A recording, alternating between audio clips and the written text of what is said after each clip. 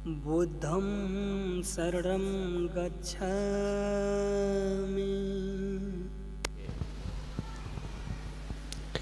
आज रविवार है। मैं बहुत प्रसन्न हूँ कि ये छोटे चेहरे मेरे पास आए हैं। वाकई में इन छोटों चेहरे के लिए हम सभी प्रयास करते हैं। इन्हें संस्कार मिले, ये मिले, सही राह मिले, ये अपना उद्देश्य होता है। आज आप लोगों को शरणं गच्छामि। एक बुद्ध पुरुष का मैं एक किस्सा सुनाने जा रहा हूँ सभी बच्चों को,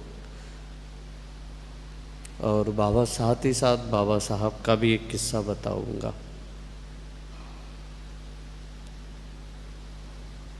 सबसे पहले बुद्ध पुरुष की बात कर लेते हैं। भगवान जब छोटे थे तो जब वो सिद्धार्थ गौतम थे, बुद्ध बनने के थे, बुद्ध बनने के पहले तो वे, उनका बगीचा था, गार्डन था, गार्डन में घूमने के लिए गए। और उसके पूर्व उनके जो दोस्त थे बचपन में, बुद्ध पुरुष कैसे थे ये अपन देखते हैं पहले। तो बुद्ध पुरुष सिद्धार्थ गौतम बहुत अच्छे थे, पढ़ाई लिखाई में बहुत स्मार्ट थे और सारी चीज़ों में बहुत स्मार्ट थे।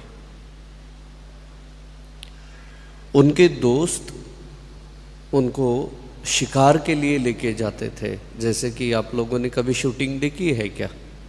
वो बंदूक मारते हैं या चलाते हैं, तो है ना। तो आजकल अपन वो बोर्ड पर शूटिंग करते हैं, लेकिन उस समय में बोर्ड पर नहीं करते थे, तो जंगल में जाना पड़ता था तो शूटिंग करने के लिए। और शूटिंग फिर उससे क्या होता था, शिकार बोलते थे उसको, हंटिंग। हंटिंग करने से क्या हो जाता था, उनका जो निशाना है वो अचूक लगता था। तो सिद्धार्थ गौतम, उनके मित्र सिद्धार्थ गौतम के पास आते थे और बोलते थे भाई चलो अपन शिकार करने जाते हैं। तो सिद्धार्थ गौतम मना कर देते थे, बोलते थे हम शिकार करने आपके साथ नहीं आएंगे। तो फिर उनके दोस्त उनको चिढ़ाते थे, अरे तू जंगल में आने को डरता है, क्यों? क्योंकि जंगल में कौन होता है? शेर होता है, जंगल का राजा होता है। तू शेर से तू बाघ से डरता है, तू शेर से डरता है, तू तो डरपोक है। तो सिद्धार्थ गौतम बोलता था नहीं, मैं डरपोक नहीं हूँ। आप लोग जब जंगल में जाते हैं तो आप लोग जंगल में जाते समय आप शेर की, भालू की या बाघ की शिकार नहीं करते, टाइगर लियोन की शिकार नहीं करते। तो आप किसकी शिकार करते? रैबिट, हिरन की, खरगोश की। तो ये तो निरुपद्रवी है। खरगोश, रैबिट किसी को तकलीफ देता है क्या? हिरन किसी को तकलीफ देता है क्या? नहीं। तो आप इन निरपराध जीवों की शिकार करते हैं, तो निरपराध जीवों की शिकार करते हुए मैं नहीं देख सकता। यानी कि सिद्धार्थ गौतम बचपन से ही सभी प्राणियों से प्रेम करते थे और उन्होंने कभी किसी को तकलीफ नहीं दी। तो अपन लोगों ने एक बात ध्यान रखनी है कि सिद्धार्थ गौतम अगर वो चाहे तो, वो राजा के लड़के थे, बहुत बड़े, उनके पिताजी लैंडलॉर्ड थे, बहुत पैसे थे, तो वो चाहे तो वो कुछ भी कर सकते थे, शिकार वो खेल सकते थे, मार सकते थे, लेकिन वो नहीं गए। अगर फिर वो नहीं गए तो फिर उनका निशाना सही नहीं लगता था क्या? लगता था।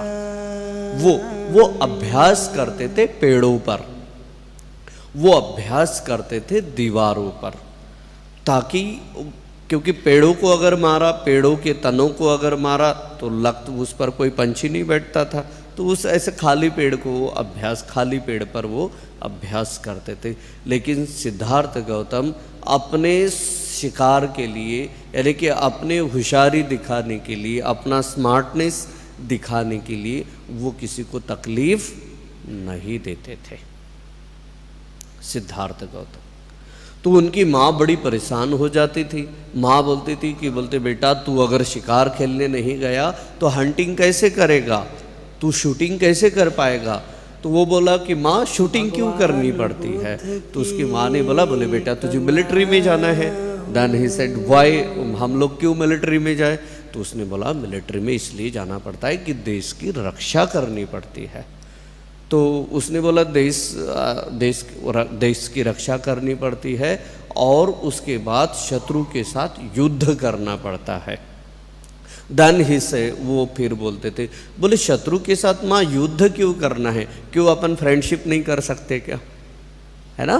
तो उसकी माँ बोलती थी, बोले बेटा नहीं, शत्रु के साथ युद्ध करना क्षत्रियों का धर्म है।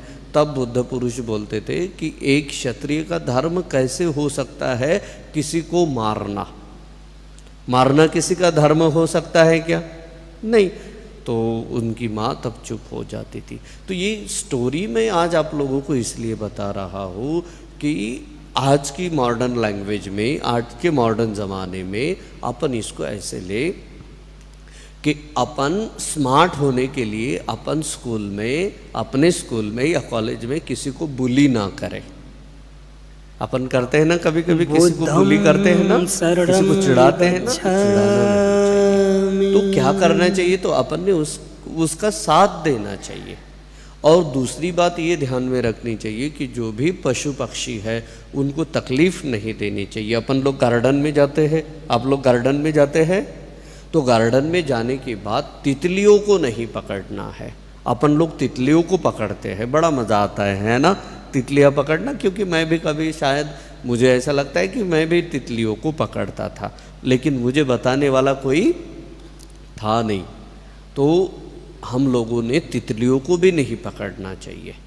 और जानबूझकर किसी प्राणी को, जैसे कुत्ता है, बिल्ली है, अपन कभी कभी ज़िद पकड़ लेते हैं कि नहीं मेरे घर पर मुझे एक कुत्ता चाहिए, मुझे एक बिल्ली चाहिए। तो वो कुत्ते को, वो छोटे बच्चे रहता है तो उनको भी मम्मी पापा रहते होंगे ना। अगर आपको आपके मम्मी पापा से अलग किया तो कैसे लगेगा, अच्छा लगेगा। तो वो उनको कैसा लगता होगा। तो ये थोड़ा सा ध्यान में रखें कि अपन इतने छोटे छोटे, जैसे अपन किसी मामा के घर जाते हैं, चाचा के घर जाते हैं, किसी के भी घर जाते हैं, तो उनके घर से अपन ने कुत्ते के बच्चे, बिल्ली के बच्चे उठा के नहीं लाने हैं। क्यों नहीं लाने, क्योंकि वहाँ पर कौन होता है, उसकी मामी और पापा होते हैं। तो उनसे अपन ने उनको दूर नहीं करना चाहिए, ये बात ध्यान में रखना है। सिद्धार्थ गौतम ने कभी खुद को सिद्ध करने के लिए लोगों को तकलीफ नहीं दी। अपन लोगों ने भी खुद को सिद्ध करने के लिए औरों को तकलीफ नहीं देनी चाहिए। अपने क्लासमेट के साथ अपन ने अच्छा व्यवहार करना चाहिए। अगर अपना क्लासमेट अपने को बुली करता है फिर क्या करना चाहिए, अपन ने उसके साथ बुली नहीं करना चाहिए। और वो अगर अपने साथ बुली करता है तो फिर क्या करें अपन, तो फिर पहले अपन उसको समझाए कि भाई देखो ऐसा नहीं होता है, मैं तो आपको तकलीफ़, हम तो आपको तकलीफ़ नहीं देते हैं।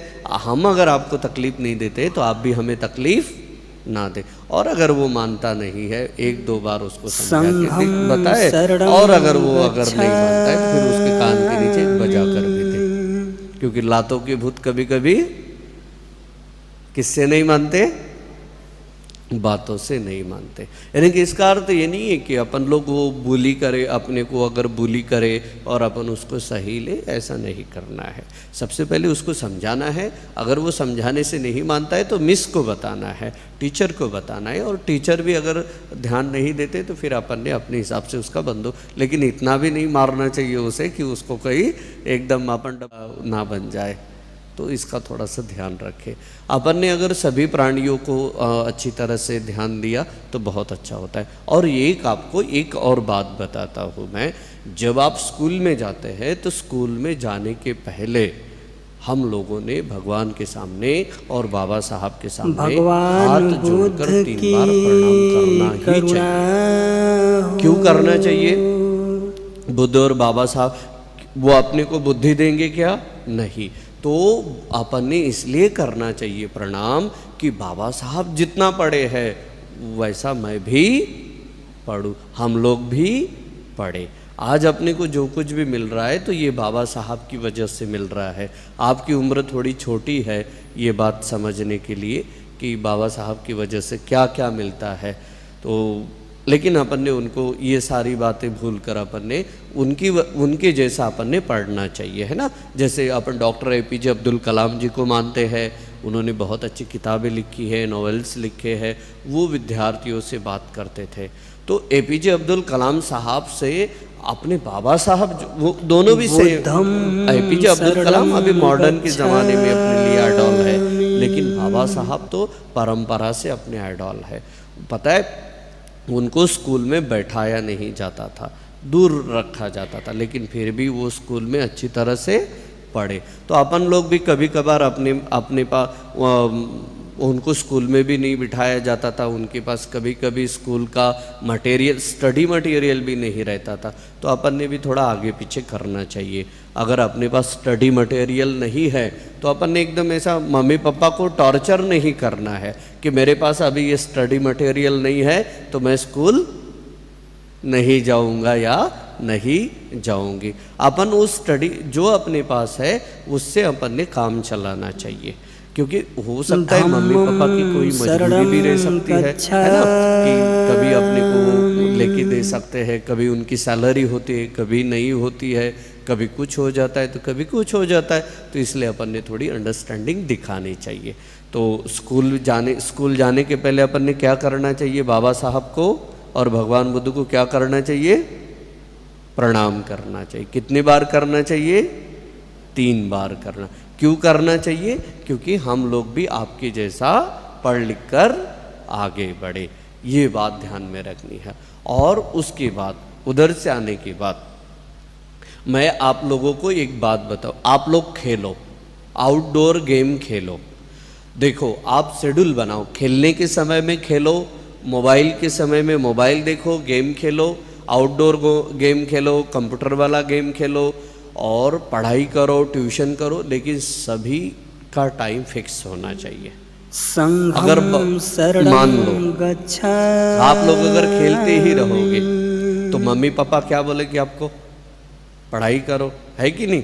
और पढ़ाई करते रहोगे तो ये भी बात अच्छी नहीं है। केवल पढ़ाई नहीं करना चाहिए, तो सब करना चाहिए, गेम भी खेलना चाहिए, लेकिन उसका टाइम होना चाहिए, ठीक है। मोबाइल देखने का भी टाइम होना चाहिए, नहीं तो बस स्कूल में से आए और बस्ता फेंक दिया और हाथ में लिया मोबाइल, तो ऐसा नहीं करना है। तो अपन ने आउटडोर गेम खेलना चाहिए, इंडोर गेम खेलने चाहिए, मोबाइल टीवी भी देखनी चाहिए और साथ ही साथ ट्यूशन भी करनी चाहिए और होमवर्क भी करना चाहिए। तो ये सभी के लिए अलग अलग टाइम देना चाहिए, भगवान थोड़ा थोड़ा करके की करुणा हो। तो इससे क्या होता है? इससे अपना कंसंट्रेशन बढ़ता है। और अभी एक और बात, सोने के पूर्व जब अपन सोते हैं तो सोने के पूर्व हाथ पैर धोकर फिर से भगवान बुद्ध को और बाबा साहब को प्रणाम करना है और 5 मिनट की आनापानासति करनी है। आप लोगों के घर में मोबाइल है? नहीं है ना? नहीं है ना मोबाइल? मोबाइल है तो मोबाइल पर SN गोयंका गुरुजी का मेडिटेशन रहता है 5 मिनट का, तो आनापानासति करना है। तो आनापानासति कैसे करना है मैं आपको बताता हूँ। लेफ्ट पैर नीचे रखो, लेफ्ट पैर नीचे, उसके ऊपर राइट पैर रख दो, लेफ्ट के ऊपर राइट, गुड, सभी बैठो। पहले लेफ्ट पैर नीचे, उसके बाद राइट पैर ऊपर, देन लेफ्ट हैंड नीचे और उसके ऊपर राइट हैंड रख दो। रिलैक्स, हाँ, एकदम पद्मासन में नहीं बैठना है, सिंपल बैठो, सिंपल, हाँ। और ऐसा लेफ्ट हैंड नीचे और राइट हैंड उसके ऊपर, ऐसे, हाँ। और कमर को सीधा करना है, ऐसा नहीं बैठना है, झुक के नहीं बैठना है, कमर को ठीक करना है और एकदम ऐसा भी नहीं बैठना है, ऐसा सीधा बैठना है, ठीक है।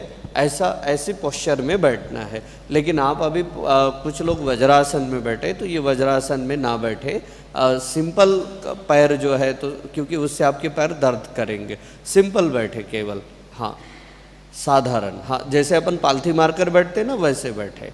और उसके बाद क्या करना है, अभी आप आंखें मत लगाना, खाली देख लेना है, धीरे धीरे आंखें लगानी है।